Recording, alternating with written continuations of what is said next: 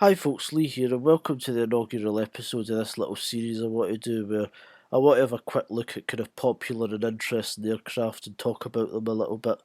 So the first one I decided to do was one that everybody knows, the Boeing 747. So we have a lot of these come into my local at Prestwick, so I thought it'd be a good place to start. Got plenty of my own footage and videos here as well. I might not always be able to do that, but obviously, if I'm using other people's content, then full permission will be sought, credit will be given. So, yeah, the Boeing 747. So, as you can see, it's a four-engined airliner. It was the first of the kind of jumbo jet category of aircraft, big passenger airliner. Um, and the reason it's got four engines is because at the time for transatlantic flights, you're obviously going over a big stretch of water, a literal ocean.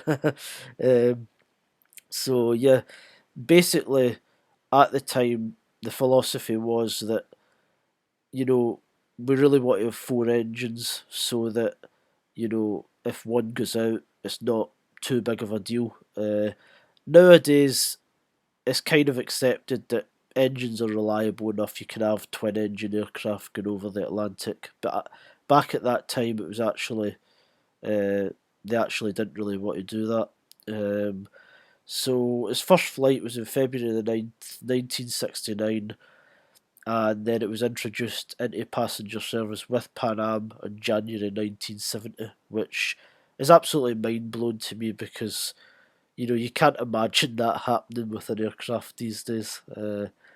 It seems like everything they try to develop takes years upon years. It was designed with a raised cockpit on the top deck at the little double decker bit at the front.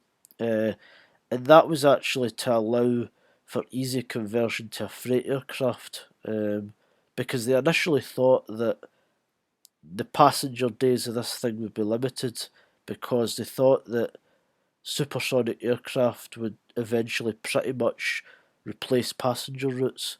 So, and it's kind of sad because nowadays most of these fly as freight aircraft, but we don't have the supersonic passenger aircraft. So, it would have been nice, but uh, that's obviously something for further in the future. Um, but it was quite interesting nonetheless. The reason they did it that way was because they thought they would need to, make a door in the front to allow cargo in. So yeah, quite interesting. Um, it was the biggest passenger aircraft in the world, and it was for a long time until the A380 came along.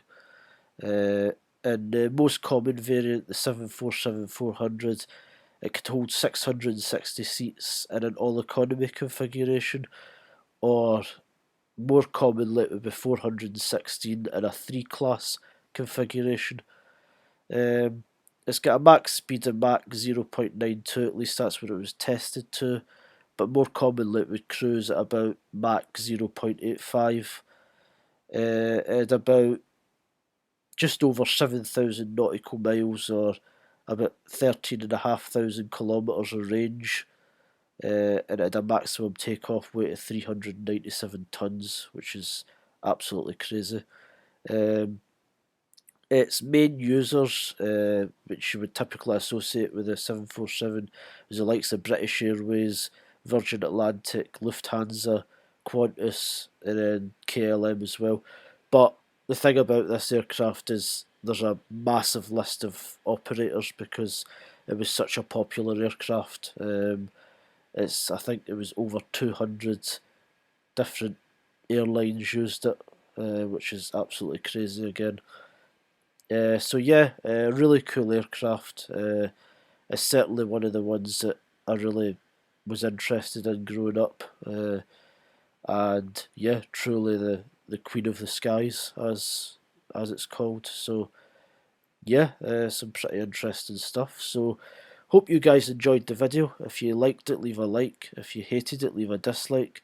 Leave your thoughts in the comments below, and if you'd like to see more of this sort of content, then please do subscribe. Because I'm looking to just do this series and just give it a go. Um, Obviously, if I'd really appreciate feedback on these ones because I don't want to do something that obviously no one likes. So yeah, I'm gonna give it a go with a few of them, and if people like them, I'll keep doing them. If they don't, then I won't. But it's something I've always wanted to do, a kind of informational series like this. So yeah, if you'd like to see more of it, then please do comment and please do subscribe. Bye, folks.